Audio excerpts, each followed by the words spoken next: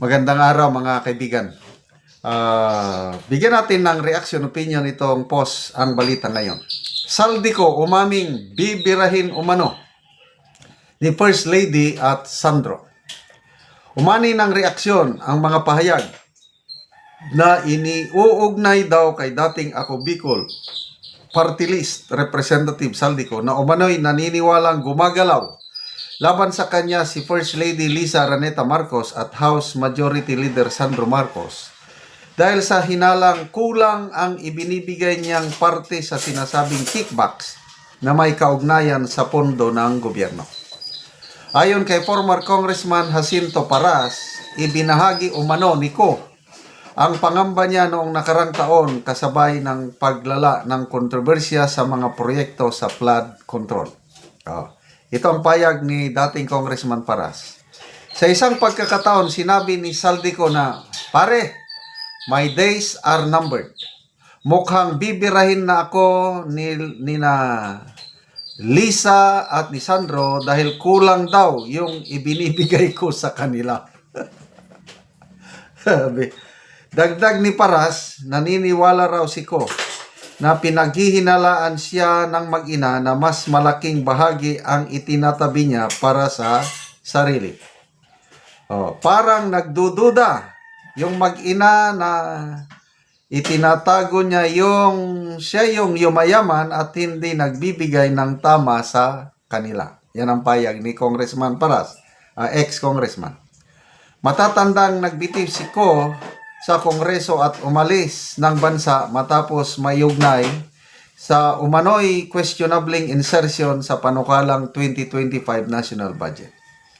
Pinapaniwalang nasa Portugal siya ngayon.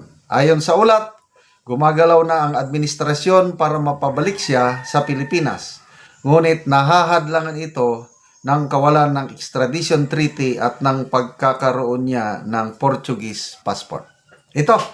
Malaking pasabog ito, itong isiniwalat ni dating Congressman Paras. But, one side of a coin lang yan. How true, hindi ko alam. Nang lang timbang-timbangin natin. Kailangang magsalita ulit sana si Saldico. Di ba, bitin yung kanyang mga pahayag nung una. Maraming naghihintay na dadagdagan niya, lalo na yung ang hinihintay ng karamihan yung magkano o sino-sino yung tumanggap ng pundo kapalit sa pagperma ng impeachment ni VP Sara. Yun sana ang inaabangan natin. Kaya lang, naputol naman eh. Tapos itong payag ni ex-congressman Paras, how true? So, hindi natin alam. Kaya lang, ito lang masasabi ko. Talagang malaking perang nakulimbat ni Saldico. Kaya nga niyang mag-invest ng hundreds of thousands of euros or millions of euros or dollars sa Portugal. Kaya nakakuha siya ng Portuguese passport. Over the years, kailang, siguro nung una, konti-konti pa. Panahon ng Aquino, kasi matagal naman siya sa construction business eh. Panahon ng Aquino, Duterte, automatic yan, meron. Hindi nawawala yan eh. Kailang biglang lumaki ang kanilang kickbacks itong panahon ng Marcos Jr. administration. Kaya, nakita ko itong kay Saldico, marunong siya eh. May escape route o escape plan siya according to DILG Secretary John B. Cremulya. May escape plan. Na-foresight niya na kung magkaluko-luko, meron akong ganito. Kaya ngayon, safe na safe siya sa Portugal. Hindi siya magalaw. Nasa isang gated community, parang Forbes Park natin dito na hindi ka basta-basta makapasok. Tanong, magawa ba yun ni Saldico? Yung kanyang pangungulimbat ng bilyones na siya lang? Of course, may kakutsaba pataas. Sino yung kakutsaba? O, bahala na kayong ano. Kayo nang bahalang mag-conclude. Sino yung kakutsaba patas? Kaya itong sinasabi ni ex-congressman Paras na nagre-reklamo, di umano. First Lady Lisa at Sandro Marcos, I don't know how true. Kailang yung pasabog ni Saldico, maraming insertion si Sandro Marcos. Yan yun, 52 billion ba? Ang Pangulo, 100 billion. Tapos may mga kickback. Nagsalita naman ang ating Blue Ribbon Committee Chairman na wala daw natanggap na kickback ang Pangulo. Wow naman! Clear kaagad. So, kaya itong may maraming nagsasabi, isa na yan si Senator Amy na may inaabugaduhan si Senator Lacson na taga Malacanang. I don't know how true. Okay, so, balita, babalik daw siya dito para magtistigo sa impeachment complaint laban kay PBBM. According to ex-congressman Mike Defensor. Palagay ko malabo yan. Kasi, kung ako si Saldico, useless yung magtistigo ako sa impeachment dahil huhulihin ako kagad eh. Ikukulong, may warrant of arrest na ako eh. Kaya wala na, hindi na yan babalik si Saldico dito sa Pilipinas. But I don't know how true yung sabi ni Secretary John Vic Rimulya na nadidepress daw siya at gusto niyang umuwi.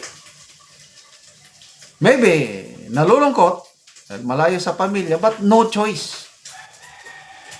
Kaysa yung umuwi siya dito, kulungan. So, kung ako si Saldico, mas mabuti na lang doon ako sa Portugal na didepress. At least hindi ako nakakulong. Malaya. Nasa isang high-end na subdivision. Kaysa yung babalik dito, magaya siya kay ex-senator Revilla na nakakulong. Ay, mahirap yun. Kaya, anong kinabukasan natin sa korupsyon na ito? May pag-asa bang mahinto? Sino ba yung nagsabi? Si Curly Discaya, bumaba na daw. 10% na lang daw ang mga kickback ngayon. Bumalik na sa dati. Salamat mga kaibigan sa inyong pagsubaybay sa ating channel. Nakakatulong kayo ng malaki sa tribong Talandig ng Bukidnon. Dahil ang income natin sa channel na ito is pantulong po sa tribo.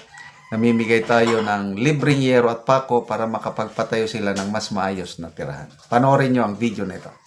Karon mauna ni ang matagaan og yero nga apo ni Lola. Kay si Lola tigulang na. So naa si Lola.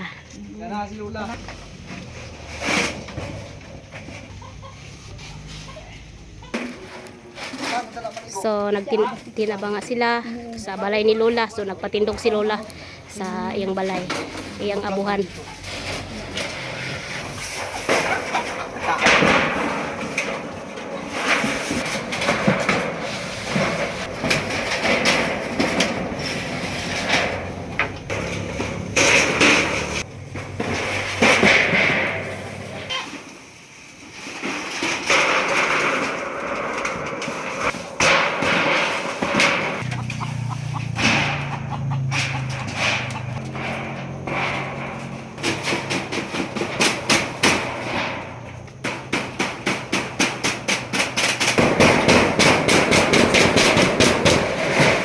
Nagyod og